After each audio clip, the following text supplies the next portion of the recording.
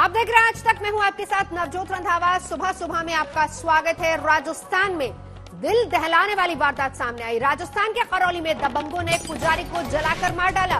दबंगों ने पुजारी के ऊपर पहले पेट्रोल छिड़का, फिर आग लगा दी। जयपुर के सवाई माधोसिंह अस्पताल में पुजारी की मौत हो गई और इसी के बाद से राजस्थान में सियासी कोहराम मच गया। पुलिस ने हत्या के मुख्य आरोपी को गिरफ्तार कर लिया है, लेकिन सियासत अब इस पूरे मामले में लगातार गरमाई हुई है। खुद मुख्यमंत्री अशोक गहलोत भले ही ये कह रहे हैं कि दोषियों को बख्शा नहीं जाएगा, बावजूद इसके परिजनों का सीधे तौर पर कहना है कि अंतिम संस्कार नहीं होगा जब तक इंसाफ नहीं मिलता। राजस्थान में पुजारी के साथ बर्बरता।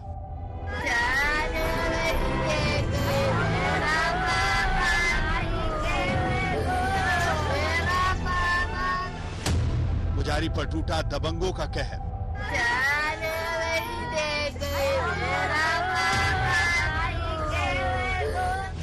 पुजारी पर पेट्रोल छिड़ककर आग लगा दी। पुजारी को जलाकर मार डाला।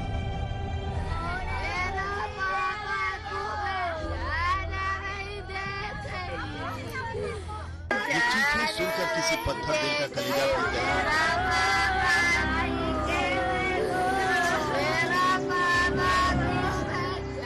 इस महिला की ये चीखें बता रही हैं कि यहाँ कुछ अनहोनी हुई है। जी हाँ, अनहोनी।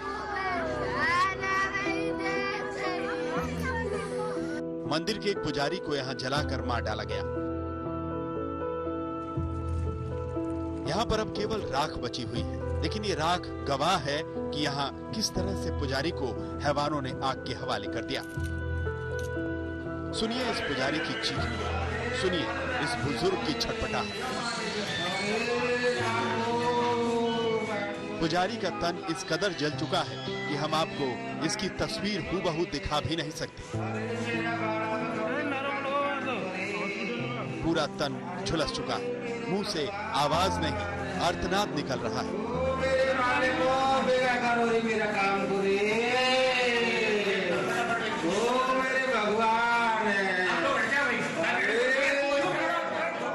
ये मामला राजस्थान के करौली जिले के सपोटरा इलाके के पुकना गांव का है, जहां दबंगों ने एक जमीन पर कब्जा करने के लिए बाबूलाल वैष्णव नाम के एक पुजारी को जिंदा ही आग के हवाले कर दिया। पुजारी का कसूर महज इतना था कि उसने दबंगों के जमीन कब्जाने का विरोध किया था। पुजारी को बुरी तरह झुलसी हालत में जयपुर के सवाई मानसिंह अस्पताल में भर्ती करवाया गया, जहां पुजारी की मौत हो गई। पुजारी को जिंदा जलाने की खबर पूरे राजस्थान में जंगल की आग की तरह फैल गई। साथ ही पुजारियों और ब्राह्मण समाज के साथ साथ कई संगठनों का आक्रोश सामने आ गया। अस्पताल की मोर्चरी के सामने धरना शुरू हो गया।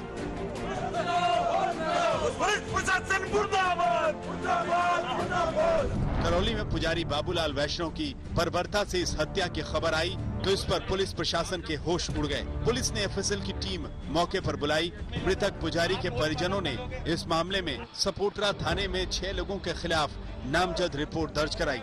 इसके बाद करौली के एसपी मृदुल कछवाहा ने एसआईटी का गठन कर दिया, जिसने घटना के मुख्य आरोपी कैलाश मीणा को गुरुवार रात ही गिरफ्तार कर लिया। प्रकरण का मुख्य आरोपी कैलाश मीणा जो है उसे पुलिस की टीम ने गिरफ्तार कर लिया है। कल देर रात्रि में उसे डिटेन कर लिया गया है और आगामी जो है 6 टीमें हमारी वर्तमान में लगातार फील्ड में काम कर रही हैं और बाकी जो बचे हुए आरोपी हैं उनको भी जल्दी हम गिरफ्तार करेंगे। पुजारी को पेट्रोल छिड़क कर मार डालने की खबर सुनकर बीजेपी नेता और पूर्व मंत्री राज्यवर्धन सिंह राठौर भी पुजारी के गाँव पहुँचे। राजस्थान के अंदर आज कोई भी सुरक्षित नहीं है, न बच्चे, न महिलाएं, न पुजारी, न ही पुलिस का मनोबल गिरता जा रहा है। जो सरकार 5 सितारा होटल में रहकर महीनों तक रहती है वो सिर्फ अपना बचाव कर सकती है, जनता का नहीं। और राजस्थान के जो मुख्यमंत्री है जिन्होंने खुद किसी के लिए ये शब्द इस्तेमाल करे थे कि नकारा और निकम्मा, आज राजस्थान की कांग्रेस सरकार को इन शब्दों पर आत्मचिंतन की जरूरत है। बीजेपी कार्यकर्ताओं ने एसपी को ज्ञापन सौंपकर अधिकारियों की गिरफ्तारी के साथ साथ पीड़ित परिवार को 50 लाख रुपए का मुआवजा देने की मांग की है। बुजुर्ग पुजारी की जलाकर हत्या की खबर से राजस्थान सरकार के भी हाथ पांव फूले हुए हैं। सरकार कह रही है कि पुजारी के परिजनों को सुरक्षा दी जाएगी, साथ ही आरोपियों को बख्शा नहीं जाएगा। पहले 307 में हुई, लेकिन फिर जब उसकी डेथ हो गई तो 302 में कन्वर्ट कर दिया गया है, आईपीसी की धारा 302 में। और पुलिस द्वारा सुरक्षा का पीड़ित परिवार को आश्वासन और पूरी व्यवस्था की गई है। और जो मुलजिम है जिससे उनका पहले से विवाद था, उसको कैलाश मीना नामक व्यक्ति है, उसको गिरफ्तार कर लिया। एक बुजुर्ग पुजारी को जलाकर हत्या का ये मामला तूल पकड़ चुका है। उधर गांव में मातम का माहौल है। पुजारी के परिवार वालों का रो रो कर बुरा हाल है। मामला दबंगों से जुड़ा है, कोई कुछ भी कहने के लिए तैयार नहीं। करौली से गोपाल लाल माली के साथ शरद कुमार, जयपुर, आज तक। हाथरस का सच सामने लाने के लिए एसआईटी ने स्पेशल 40 की एक लिस्ट तैयार की है, यानी कि गांव के वो 40 लोग जो कि कहीं ना कहीं इस घटना से जुड़े हुए हैं, 14 सितंबर पर मौका वारदात के आसपास मौजूद थे। अब उनसे सवाल जवाब, अब उनसे पूछताछ हो रही है। एसआईटी ने पुलिस की लापरवाही को लेकर भी सवालों की एक लिस्ट तैयार कर ली है। ये लोग, इन लोगों ने पहले से साजिश रची होगी। मैं, मेरे बेटे निर्दोष हैं। फांसी चाली है जो झूठा इल्जाम लगाया हो तो देख दोषी हो तो सजा दे। हाथरस कांड में इंसाफ दिलाएंगे स्पेशल 40। 40 चाबियों से खुलेगा हाथरस के राज का ताला। स्पेशल 40 बोलेंगे, हाथरस का सच खोलेंगे। हाथरस कांड के 25 दिन बाद भी ये सवाल धधक रहा है कि पीड़िता को इंसाफ मिलेगा या नहीं। उस इंसाफ के लिए ये जानना जरूरी है कि 14 सितंबर का सारा सच सामने आए। उस सच को सामने लाने का दारोमदार पीड़िता के गांव के स्पेशल 40 पर टिका है। हाथरस के बर्बर कांड की जांच अभी एसआईटी कर रही है और उस एसआईटी के निशाने पर गांव के 40 लोग हैं। एसआईटी ने 40 लोगों की लिस्ट बनाकर उन सबको पूछताछ के लिए तलब किया है। 200 मीटर की दूरी पर वो जगह मौजूद है जहां पर पीड़िता के शव को जलाया गया था। और यहीं से ये आप जो देख रहे हैं ये ट्यूबवेल है। ट्यूबवेल पर कुछ लोग मौजूद थे उस दिन, इनसे भी पूछताछ के लिए एसआईटी ने यहां से बुलाया है। और ये गांव का वो हिस्सा है जो किनारे का हिस्सा पड़ता है। यहां पर भी लोगों से जो यहां घरों में मौजूद थे उनको भी पूछताछ के लिए बुलाया गया है।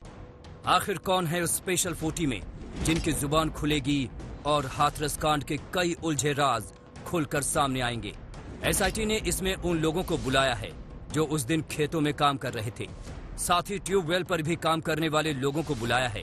उन लोगों को भी इसमें शामिल किया गया है जिनका घर खेत से सटा है। दोनों परिवारों को जानने वाले लोगों को भी बुलाया गया है। पीड़िता और आरोपी के परिवार को भी शामिल किया गया है। उन लोगों को भी बुलाया गया है जो गांव में अपना प्रभाव रखते हैं। और पीड़िता के अंतिम संस्कार के वक्त वीडियो में दिखते लोग भी बुलाए गए हैं। 40 लोगों की संख्या है, इनको नोटिस दी गई है। मानना यह जा रहा है कि इन लोगों से जानकारी ली जाएगी कि आखिर लापरवाही किस तरीके से हुई अंत्येष्टि के समय। दरअसल हाथरस कांड में कई ऐसे मोड़ आए जिसने इस मामले को ज्यादा रहस्यमय बना दिया। 14 सितंबर को खेत में लड़की को किसने मारा? लड़की ने पहले दिन वाले बयान में बलात्कार की बात क्यों नहीं की? लड़की ने आखिरी बयान में बलात्कार की बात की, लेकिन मेडिकल रिपोर्ट उल्टी क्यों है? 29 सितंबर को उसकी मौत के बाद आनन फानन में रात के अंधेरे में उसकी लाश क्यों जला दी गई? सवालों के इन तमाम मोड़ से गुजरकर हाथरस कांड सबसे ज्यादा विवादों में घिरा जब आधी रात को पीड़िता का अंतिम संस्कार कर दिया गया, और वो भी परिवार की मर्जी के बगैर। ये बॉडी जल रही है और पुलिस फोर्सफुली, इस वक्त पे करीब 3 बज रहा है रात का, और पुलिस फोर्सफुली बिना किसी परिवार के सदस्य की प्रेजेंस के बिना यहाँ पे बॉडी को लेकर आई और बॉडी को जला दिया। एसआईटी ये जानना चाहती है कि कत्ल किसने किया। उस दिन दहाड़े एक लड़की के कत्ल के पीछे मकसद क्या था? पीड़िता और आरोपी के परिवारों में कैसे संबंध थे? क्या उनके परिवारों के बीच कोई पुरानी रंजिश तो नहीं थी? आखिर इस बर्बर हत्या के पीछे कोई तात्कालिक कारण थी या कुछ पुरानी बातें? एसआईटी की पूछताछ वाली लिस्ट में पीड़ित और आरोपी को जानने वाले लोग भी हैं, लेकिन एसआईटी की जांच पर पीड़िता के परिवार को रत्ती भर भरोसा नहीं है। सीबीआई हाथरस में पहुंचेगी, इस केस का पूरा इन्वेस्टिगेशन करेगी, वो आप लोग को नहीं चाहिए? जी नहीं चाहिए। क्यों ऐसा आप लोग बोल रहे हैं? कहीं ना कहीं क्या भरोसा नहीं है सीबीआई पे भी? सर सीबीआई पे नहीं भरोसा, नहीं भरोसा, क्योंकि वो भी हमें लग रहा है कि ऐसा ही कहीं नहीं चाहिए। नहीं चाहिए मैम, सीबीआई नहीं चाहिए तो फिर कौन जांच करेगा? कैसे जांच आगे बढ़ेगी फिर बताइए? ये मुझे नहीं पता मैम, सीबीआई जांच नहीं चाहिए हम लोगों को। सीबीआई जांच नहीं चाहिए। सुप्रीम कोर्ट में हमारे जज के जरिए से फैसला, सुप्रीम कोर्ट के जज करें, सुप्रीम कोर्ट के जज करें, उनकी निगरानी में रहकर ये फैसला होना चाहिए। इसमें सबसे ज्यादा जो महत्वपूर्ण भूमिका निभाएंगे वो दो तरीके के सबूत होंगे। एक तो प्रत्यक्षदर्शी जो कि कोरोबोरेट कर सके, जो कि उसके बीच में संबंध स्थापित कर सके कि हाँ ये सबूत मिला है, इसके विषय पे बिना पर यही बात सच होगी। दूसरा इलेक्ट्रॉनिक एविडेंस, जो कि अभी तक की सिर्फ संदीप और संदीप के साथ पीड़ित लड़की के भाई के नंबर पर बातचीत जो होनी हुई है, वो एक चीज स्थापित हुई है और उसमें साफ तौर पर समझ में आता है कि इन लोगों के बीच में कम्युनिकेशन था। एसआईटी की जिम्मेदारी बहुत बड़ी है। उसने स्पेशल 40 तो बना लिया है और उनमें से कुछ लोगों से पूछताछ भी कर ली है, लेकिन सच सामने लाने के लिए जांच के पन्ने अभी और खोले जाने हैं। शिवेंद्र श्रीवास्तव के साथ जितेंद्र बहादुर सिंह, हाथरस, आज तक। हाथरस कांड में एसआईटी तो जांच कर रही है, लेकिन पीड़ित के परिवार ने एक सौगंध खाई है और सौगंध यह है कि जब तक बिटिया को इंसाफ नहीं मिल जाता उसकी अस्थियों का विसर्जन नहीं किया जाएगा। साथ ही पीड़िता के परिवार को इलाहाबाद हाईकोर्ट ने स्वतः संज्ञान लेते हुए फिर से बुलाया है और पीड़िता का परिवार 12 अक्टूबर को हाईकोर्ट में हाजिर होगा।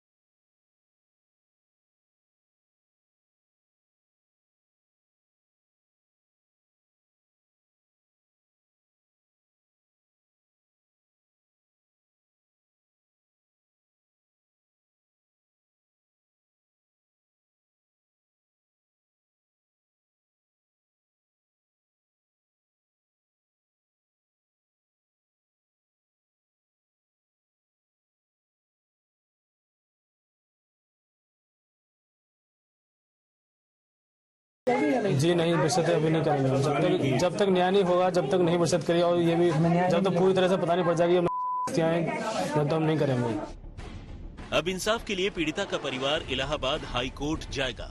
जी हां, परिवार के 5 सदस्य 11 अक्टूबर को हाई कोर्ट जाने के लिए निकलेंगे।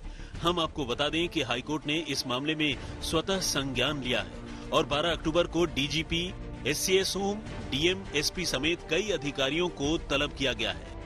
देखो 11 तक को बोला गया जाने को, 12 तक हमें पहुंचना है वहाँ पर। और देखो बोला गया कि आपको पूरी सेफ्टी के साथ, सुरक्षा के साथ लेके जाएंगे, आपको जो भी रहने वाली व्यवस्था सब की जाएगी और सुरक्षित हम लोग यहाँ पर पहुँचाएंगे। क्या लिखित दिया है आपने? लिखित तो हमने दिया है कि उन्होंने पूछा था कि आप लोग कौन कौन जाने वाले हैं यहाँ से, तो हम लोग उसमें 5 सदस्य जाएंगे और पीछे से हमारे जो कुछ रिश्तेदार वो भी जाएंगे हमारे पीछे। हाथरस कांड की चर्चा देश भर में हो रही है। हाथरस के बुलगड़ी गांव में पीड़िता के साथ जो कुछ हुआ उसके लिए इंसाफ की आवाज उठा रहे हैं। समाज सेवी मेधा पाटेकर और संदीप पांडे भी हाथरस पहुंचे और यहां उन्होंने पीड़िता को लेकर यूपी सरकार पर सवाल उठाए। प्रदेश में जो लगातार महिलाओं पर बहुत ही बर्बरता के साथ अत्याचार हो रहे हैं, उसकी खबर अगर नहीं लेंगे, दखल नहीं लेंगे तो ये बढ़ते जाएंगे। क्या आपको लगता है सरकार संगठनों को लगता है कि जाकर परिवार से बात करके, और जो कथित रेप की बात आ गई है तो सच्चाई क्या है वो भी जानना चाहिए, और सच्चाई अत्याचार और अन्याय की जहाँ भी होती है हम उनको समर्थन देने के लिए जाते हैं, ताकि कार्रवाई भी सही होनी चाहिए। हाँ, ऐसा नहीं कि दूसरी बाजू हम सुनना नहीं चाहते हैं, हम तो पारदर्शिता के साथ काम करने वाले लोग हैं। मैं किसी पार्टी से जुड़ी नहीं हूँ। इस प्रकार से डेड बॉडी को जलाया गया, परिवार को नहीं दिया गया और एक अस्पताल से दूसरे अस्पताल से, ये जो हकीकत पूरी अब जाहिर हो गई है, इससे तो साशंकता बहुत बढ़ती है किसी की भी। और दलित महिलाओं पर अत्याचार महाराष्ट्र में जो खैरलान जी का हुआ, आज तक केस का नतीजा नहीं आया। नहीं, हमें उम्मीद नहीं है, क्योंकि इस समय जो सरकार है वो ये साफ है कि वो अपराधियों को बचाने की कोशिश कर रही है और हम लोग इसीलिए आए हैं। पिछले 4 दिनों में लखनऊ में भी हमने प्रदर्शन किए हैं, इसीलिए ताकि जो पीड़िता का परिवार है उसको न्याय मिले। एक बेटी के साथ बर्बरता के 25 दिन हो चुके हैं और 9 दिन से यूपी सरकार की तरफ से बनाई गई एसआईटी केस की जांच कर रही है। एसआईटी को 10 दिन का एक्सटेंशन भी दिया गया है। अभी तक हाथरस कांड में पीड़िता के परिवार को दिलासा देने के लिए कुछ भी नहीं है। शिवेंद्र श्रीवास्तव, हाथरस, आज तक। टीआरपी घोटाले में रिपब्लिक टीवी का एक एक झूठ पकड़ा जा रहा है। पुलिस ने रिपब्लिक टीवी के सीएफओ को समन भेजकर पूछताछ के लिए बुलाया और उधर मामले में पकड़े गए चारों आरोपियों को कोर्ट ने 13 अक्टूबर तक पुलिस रिमांड में भेज दिया। बीएआरसी ने जो अपनी एनालिटिकल रिपोर्ट सबमिट की है, उसमें जो नाम सामने आया है वो है रिपब्लिक टेलीविजन का, जिसमें के सस्पिशन स्ट्रेंथ टीआरपी के देखे गए। मुंबई के पुलिस कमिश्नर परमवीर सिंह ने सारे खेल का खुलासा कर दिया। साफ कर दिया कि रिपब्लिक टीवी किस तरह टीआरपी चोरी कर रहा था। बीएआरसी ने जो अपनी एनालिटिकल रिपोर्ट सबमिट की है, उसमें जो नाम सामने आया है वो है रिपब्लिक टेलीविजन का, जिसमें के सस्पिशन स्ट्रेंथ टीआरपी के देखे गए। हमने ऐसे कस्टमर्स जिनको अप्रोच किया गया था, मैनिपुलेट किया गया था, जब उनको बुला के उनसे पूछताछ करी तो उन्होंने एडमिट किया कि उनको पैसा दिया गया था ये विशेष चैनल को ऑपरेट करने के लिए। रिपब्लिक टीवी की टीआरपी चोरी रंगे हाथ पकड़ी गई तो चैनल बिलबिला उठा। पहले तो चैनल की तरफ से सफाई आई, फिर पुलिस कमिश्नर के खिलाफ मानहानि के मुकदमे की गीदड़ भभकी दी गई। यही नहीं, रिपब्लिक ने अपना नाम फंसता देखकर इंडिया टुडे टीवी का नाम घसीटने की शुरुआत कर दी। रात में ही मुंबई पुलिस ने साफ किया कि इंडिया टुडे के खिलाफ कोई सबूत नहीं है। एफआईआर में क्या दिखाई दिया गया और इन्वेस्टिगेशन से आपको क्या पता चला? ऐसा है, एफआईआर में इंडिया टुडे चैनल का नाम लिया गया है, लेकिन उस एक्यूज को जब हमने इंट्रोगेट किया तब उसने इंडिया टुडे का नाम ना लेते हुए रिपब्लिक टीवी, फक्त मराठी और बॉक्स सिनेमा ऐसे 3 चैनल्स का नाम लिया। 3 चैनल्स के खिलाफ एविडेंस बरामद हुए हैं। इंडिया टुडे या कोई और चैनल के खिलाफ भी अगर एविडेंस मिलता है तो इन्वेस्टिगेशन उस हिसाब से आगे जाएगा। यानी आप कह रहे हैं अब तक आपको इंडिया टुडे चैनल के खिलाफ कोई एविडेंस नहीं मिला, हालांकि उनका नाम एफआईआर में लिया गया था। जो एविडेंस आपको मिला वो ये 3 चैनल है, रिपब्लिक और 2 चैनल, इसलिए सीपी साहब ने इन 3 चैनलों का जिक्र किया। एग्जैक्टली, अभी तक ये 3 चैनल के खिलाफ एविडेंसेस मिला है। रिपब्लिक टीवी ने इस बीच एक और फर्जीवाड़ा किया। तेजल सोलंकी नाम की एक दर्शक का नाम लेकर रिपब्लिक ने ये झूठ फैलाया कि उसे इंडिया टुडे ने फोन किया था। तेजल सामने आई और रिपब्लिक के सफेद झूठ की पोल खोली। आपने जो स्टेटमेंट दिया है उसके अनुसार, उस स्टेटमेंट के अनुसार इंडिया टुडे आप देखते हो, उसके लिए आपको पैसे मिले हैं, ऐसा आपने स्टेटमेंट दिया था कभी? नहीं, कभी भी नहीं दिया है। और आप इंडिया टुडे देखते भी नहीं? नहीं, मेरे चैनल मेरे टीवी में आता ही नहीं, क्योंकि वो जो बैलेंस में भरवाती हूँ उसमें इंडिया टुडे जैसी कोई चैनल आती ही नहीं है। मुंबई पुलिस ने रिपब्लिक टीवी के सीएफओ को पूछताछ के लिए समन भेजा है। साथ ही देश की 2 बड़ी एड एजेंसी लिंटास और मेडिसन को भी समन भेजा गया। मुंबई पुलिस पूछताछ करेगी सारे एडवर्टीजमेंट्स जो रिपब्लिक टीवी, बॉक्स सिनेमा और फक्त मराठी को मिले थे, इनके बारे में, और कितना रेवेन्यू इन एडवर्टीजमेंट्स के तहत मिला है वो पता लगाने की कोशिश की जाएगी। मुंबई पुलिस कमिश्नर ने ये साफ बताया था कि जो भी एडवर्टीजमेंट्स इन चैनल्स को मिले हैं, इस तरीके से टीआरपी में फेरबदल करने के बाद, टीआरपी को रिग करने के बाद वो प्रोसीड्स ऑफ क्राइम माने जाएंगे। और इसीलिए मेडिसन और लिंटास के अफसरों को बुलाया गया है और उनसे उन सारे एडवर्टीजमेंट जो इन चैनलों को मिले थे उनसे पूछताछ की जाएगी, उनसे सारी डिटेल्स ली जाएगी।